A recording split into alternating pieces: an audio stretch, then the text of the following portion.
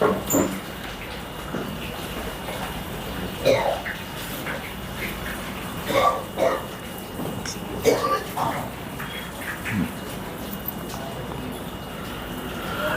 لله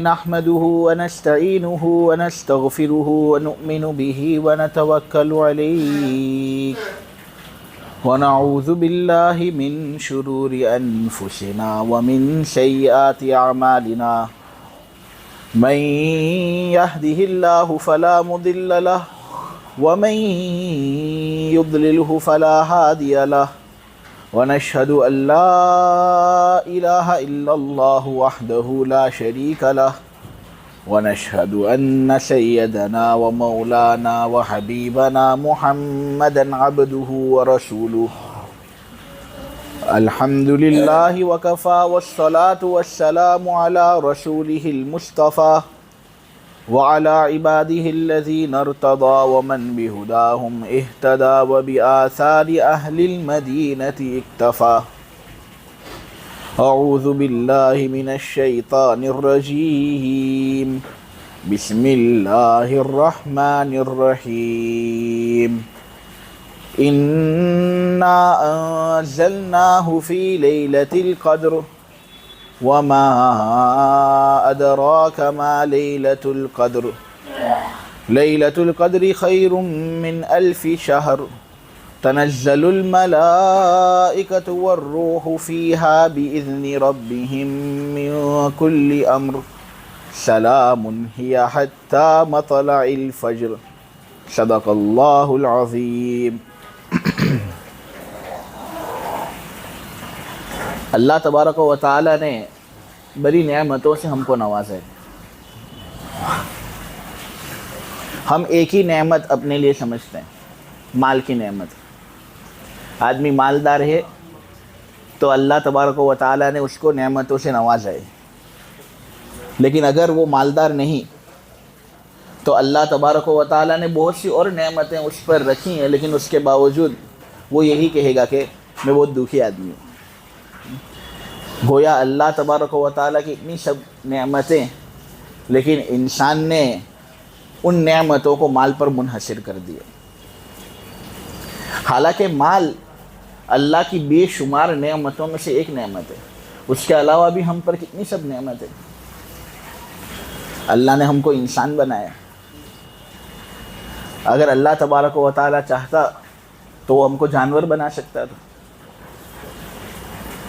وہ جانور جس کی زبان چل بھی نہیں سکتی، وہ اپنی معافی ضمیر ادا بھی نہیں کر سکتا، اس کے سامنے پتے رکھ دو تو وہ کھائے گا. وہ یہ نہیں پوچھے گا کہ آم کے پتے دو مجھے امرود کے پتے نہیں کھانے. گوشت کھانے والا جانور ہوگا تو وہ یہ نہیں کہے گا کہ بکری کا گوشت چاہیے آج، بیل کا گوشت نہیں. اللہ نے انسان بنایا.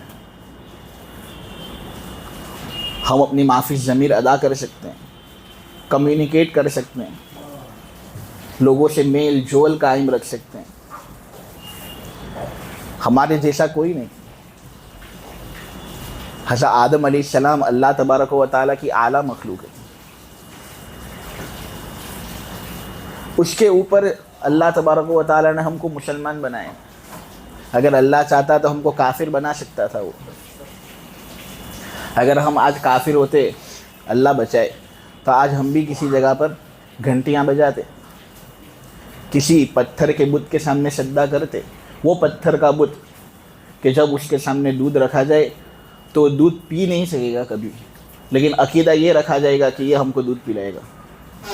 ان کے سامنے مٹھائیاں رکھی جائیں گی، وہ کبھی مٹھائی کھا نہیں سکیں گے، لیکن یہ عقیدہ رکھا جائے گا ان بے جان پتھروں سے کہ یہ ہم کو سب رزق پہنچائیں گے. جو وہ خود اپنے لیے کچھ رزق کا سامان مہیا کر نہیں سکتا، وہ تم کو کیا پہنچائے گا. اللہ کی نعمتوں کے بارے میں تو ضابطہ اللہ نے خود بیان کر دیا ہے کہ اگر تم شمار کرنا بھی چاہو نے ان نعمتوں کو جو میں نے تجھ پر کی ہے تو تم اس کو شمار بھی نہیں کر سکتے. Not even close. آسمان سے برسنے والا پانی اس کو ناپا جا سکتا ہے، سمندر کے اندر جمع ہونے والا پانی اس کے قطرات کو ناپا جا سکتا ہے، ریت کے جو ذرات ہیں آدمی اس کو بھی شمار کر سکتا ہے، ہاں اگرچہ مشکل ہے لیکن کر سکتے ہیں۔ لیکن اللہ نے جو انعامات ہم پر کیے ہیں ان کو شمار کرنا ناٹ پاسبل، ممکن ہی نہیں ہے۔ افسوس کے ساتھ کہنا یہ پڑتا ہے کہ اللہ تبارک و تعالیٰ نے بے شمار نعمتوں سے ہم کو نوازا۔ عبادتیں ہم کریں گے، اللہ تبارک و تعالیٰ ہم کو بے شمار نعمتیں دے گا، انعامات سے نوازے گا، لیکن ہمارا مزاج یہ ہے کہ ہم ان انعامات اور ان نوازشات کو پس پش ڈالے ہوئے ہیں، اور اگر اللہ کی جگہ بظاہر طور پر کوئی دنیاوی بادشاہ یا مالدار کسی کام کے کرنے پر ہم کو کچھ دنیاوی مال دیتا تو ہم اس کے آگے پیچھے ہو جاتے ہیں۔ موروکو کے اندر رمضان کے علاوہ کے اندر فجر کی نماز پڑھی جاتی تھی۔ دن کے اندر بہت سی نمازیں ہوتی ہیں، لیکن مسجد کے اندر سب سے کم جماعت اگر کسی نماز میں ہو تو وہ فجر کی نماز میں ہوتی ہے۔ رمضان کے مہینے میں تو ماشاءاللہ سب جمع ہو جاتے ہیں، اللہ تبارک و تعالیٰ سب کو معاف کرے، سب کی نمازوں کو قبول کرے، لیکن رمضان کے علاوہ کے اندر ہمارا یہ حال نہیں ہوتا، بڑی کوتاہیاں ہماری زندگیوں میں آ جاتی ہے، اور وہ سبقت جو رمضان کے مہینے کے اندر ہوتی ہے ہماری، وہ سب سبقتیں نیچے ہو جاتی ہے، ہم پیچھے ہو جاتے ہیں۔ تو سب سے کم اگر کسی نماز کی جماعت منعقد ہوتی ہو تو وہ فجر کی نماز۔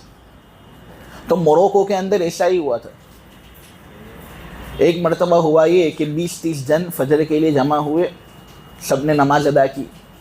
نماز کے بعد ایک آدمی کھڑا ہوتا ہے ایک جبے کے اندر، اور موروکو کے اندر جبے جو لوگ پہنتے ہیں نا، وہاں پر اس طرح ہوڈی بھی ہوتی ہے پیچھے، اس کو یہ لوگ پہن لیتے ہیں۔ تو ایک آدمی اس طرح ہوڈی پہنتا ہوا اپنے آپ کو چھپاتا ہوا کھڑا ہوا، اور 4 اور آدمی اس کے ساتھ کھڑے ہوتے ہیں، اور سب ایک ایک دروازے پر متعین ہو جاتے ہیں اور دروازہ بند کر لیتے ہیں تاکہ جماعت کے اندر جتنے لوگ شریک ہیں وہ باہر نہ جا سکیں، اور جو لوگ باہر ہیں وہ اندر نہ آ سکیں۔ سب لوگ پریشان، اتنے میں وہ آدمی جو جبہ پہنے ہوئے تھا وہ سب کے سامنے اعلان کرتا ہے کہ یہاں پر جتنے بھی لوگ ہیں نا جو ابھی جماعت کے اندر شریک ہوئے، سب کو میری طرف سے حج کراؤ۔ لوگوں کو بعد میں پتہ چلا کہ وہ موروکو کا بادشاہ تھا جو فجر کی نماز کے اندر حاضر ہوا۔ اب ہونے والا تھا یہ ہو گیا۔ دوسرے دن فجر کی نماز میں جمعے سے بھی زیادہ پبلک،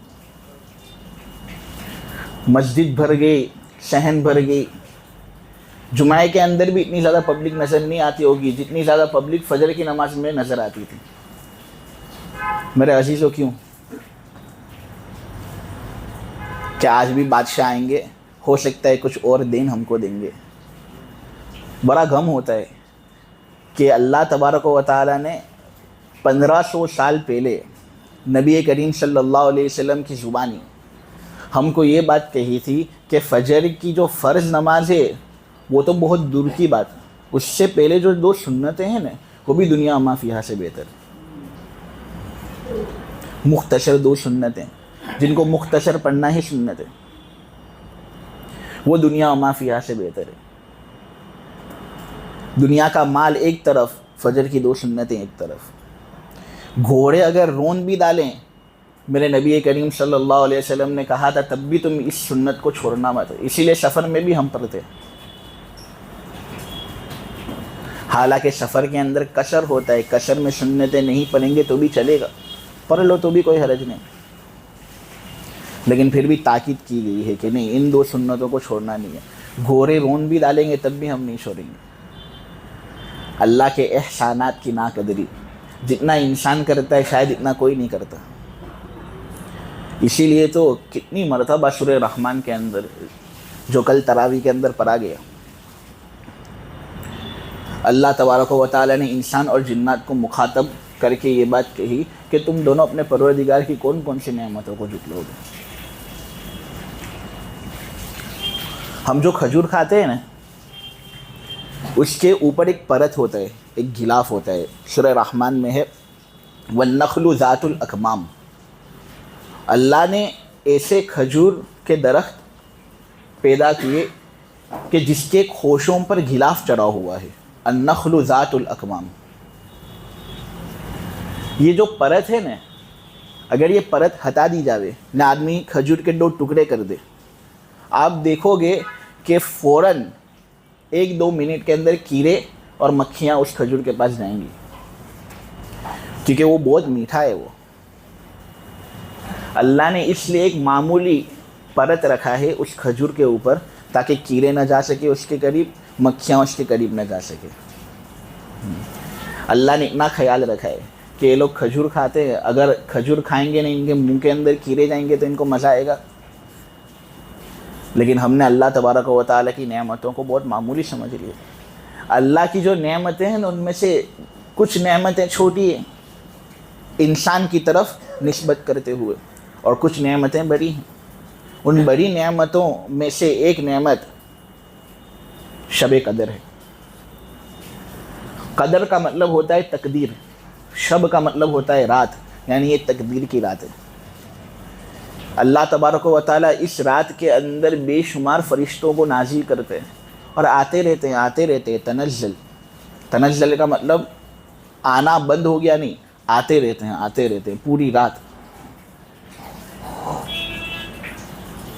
اللہ تبارک و تعالیٰ نے چند معاملات دنیا کے لیے طے کر لیے ہوتے ہیں، ان کو پورا کرنے کے لیے فرشتے آتے ہیں اور جبریل امین بھی آتے ہیں.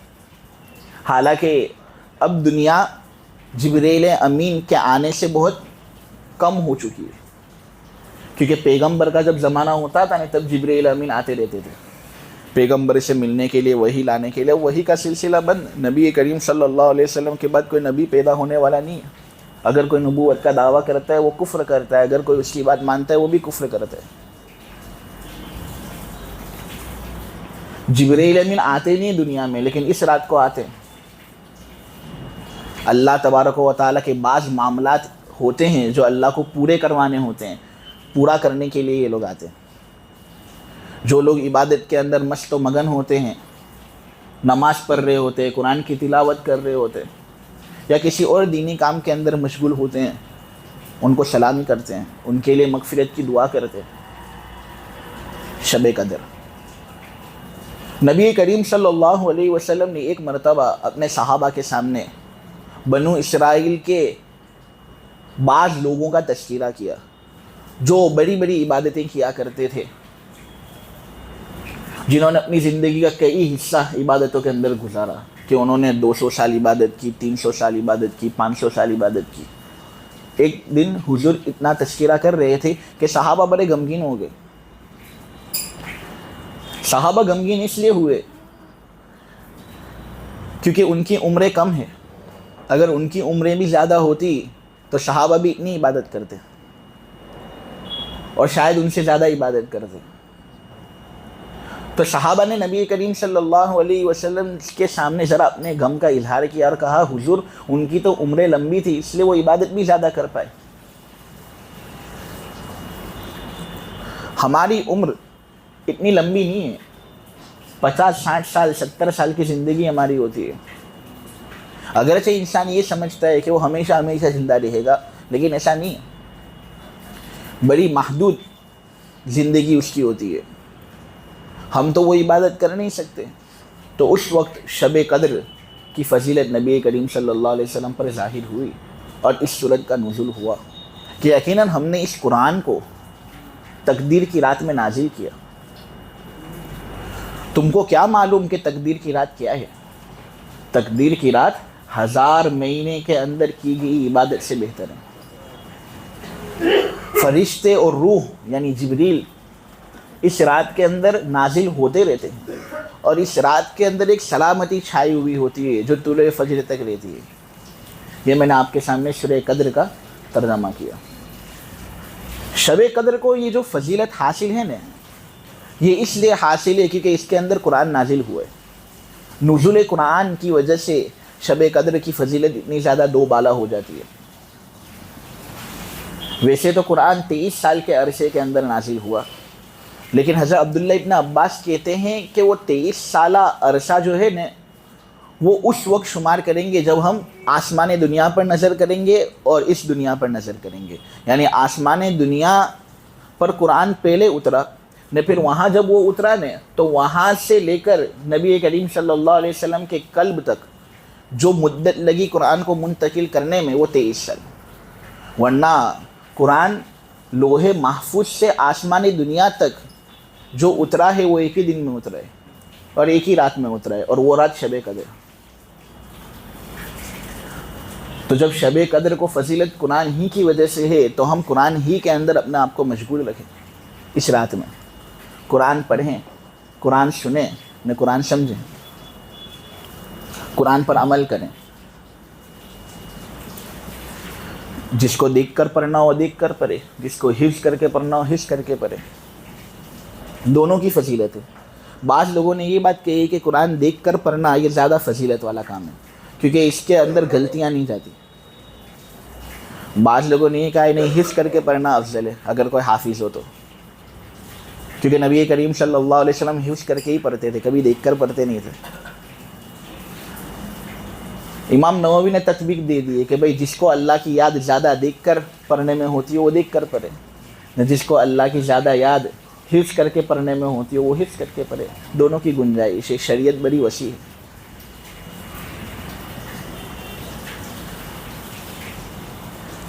نبی کریم صلی اللہ علیہ وسلم نے شب قدر کے بارے میں یہ بات کہی ہے کہ جو شخص ایمان کے ساتھ اور اخلاص کے ساتھ اس رات کے اندر عبادت کرتا ہے نا، اللہ تبارک و تعالیٰ اس کے اگلے پچھلے تمام گناہ معاف کر دیتے ہیں. خواہ اب اس کے گناہ سمندر کے جھاگ کے مانند اور خواہ اس کے گناہ ایسے ہوتے ہیں جو آسمان کی سرحدوں کو پہنچ جائیں، لیکن اللہ تبارک و تعالیٰ کہتا ہے ما ابالی، مجھے کچھ پرواہ نہیں، میری مرضی.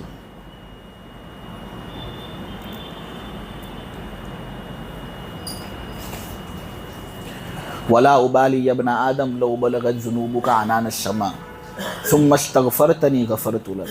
مجھے کچھ پرواہ نہیں ہے، تیرے گناہ اگر آسمان کی سرحدوں کو بھی چھو جائے نا، مجھے اگر معاف کرنا ہو تو میں معاف کر دوں گا. انک لو اتیتنی بقراب الارض خطایا ثم لقیتنی لا تشرک بی شیئا لاتیتک بقرابها مغفرۃ. اگر تو زمین بھر بھی گناہ میرے پاس لے کر آئے نا، کوئی حرج نہیں، مجھے پرواہ نہیں ہے، میں زمین بھر مغفرت تیرے پاس لاؤں گا. ہاں لیکن یہ اس وقت جب ہم شرک نہ کریں. 1000 مہینوں سے بہتر ہے یہ رات. یہ فقط ایک اندازہ ہے. یعنی اگر آپ 1000 مہینے کا حساب لگائیں تو 83 سال 4 ماہ ہوتے ہیں. یہ اندازہ ہے. شب قدر کی فضیلت اس سے بھی اونچی ہے. عرب لوگ جو ہوتے تھے نا، وہ 1000 کا لفظ کثرت بتانے کے لیے بولتے تھے. ان لوگ کو گنتی بہت زیادہ آتی نہیں تھی، تو کسی چیز کی زیادتی بتانے کے لیے کہتے تھے 1000. تو شب قدر کی فضیلت کی زیادتی بتانے کے لیے 1000، ورنہ اس کی کتنی زیادتی اللہ ہی جانتا ہے، کتنی افضل ہے یہ رات. اس لیے ہم اس رات کو زیادہ سے زیادہ عبادت کریں، دعا مانگے اللہ سے. نبی کریم صلی اللہ علیہ وسلم نے ایسا عائشہ کو ایک دعا سکھائی تھی کہ شب قدر کے اندر یہ دعا مانگ لیا کرو. وہ دعا ہے اللہم انک عفو تحب العفو فاعف عنی. اللہم انک عفو، اے اللہ بے شک تو معاف کرنے والا ہے، تحب العفو، تو معافی کو پسند کرتا ہے، فاعف عنی، مجھے معاف کر دے. مختصر دعا ہے. شب قدر کے اندر فضیلت حاصل کرنے کے لیے ضروری نہیں کہ آدمی پورا قیام کرے، پوری رات سجدے کے اندر گزارے. شریعت بڑی آسان ہے. ہر سال یہ رات آتی ہے، لیکن اللہ تبارک و تعالیٰ کے نبی انہوں نے ہم کو یہ تعلیم دی ہے کہ اگر مغرب اور عشاء کی نماز بھی اگر جماعت کے ساتھ ہم پڑھ لیں گے تو اس کو یہ فضیلت حاصل ہو جائے گی. مغرب کی نماز جماعت کے ساتھ پڑھ لی جائے، عشاء کی نماز جماعت کے ساتھ پڑھ لی جائے، اس کو یہ فضیلت حاصل. نبی کریم صلی اللہ علیہ وسلم کے ایک ارشاد سے یہ بات ثابت ہے، قرطبی کے اندر ہے وہ.